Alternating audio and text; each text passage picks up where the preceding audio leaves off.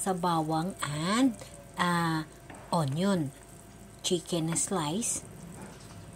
And then, nilagyan ko siya ng water. Nilagyan ko siya ng magic sarap and patis. Gagawin natin ito siya na masarap na ulam. So, ilagay ko na ng sabay ang carrots, bell pepper, and sayuti. So, ilagay natin siya ng sabay. And then, takipan natin siya. Alam nyo ba na naluto ko na ito? Ngunit wala akong pangalan. So, subukan nyo ito sa pagluto at lagyan ng pangalan. Mag-comment sa baba kung ano ang dapat natin itatawag sa recipe na ito.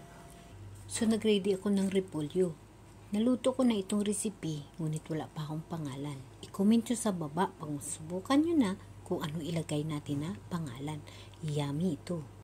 Natin ang repolyo. Don't forget, huwag natin siyang i-overcook. So, itry nyo itong recipe. Alam nyo ba, napakasarap. Yung combination ng carrots and sayuti, dun sa bell pepper ay nag-create ng linamnam at sarap na sabaw. So, takipan lang natin. Sa loob ng 2 minuto, itatabi na natin. So, ayan, i-off na natin. So, ito yung ating bagong recipe ng ating chicken. So, guys, yung combination ng bell pepper and yung sayuti kag carrots, napakasarap. So, try nyo ito, guys. Napakasarap ito, guys. Yes.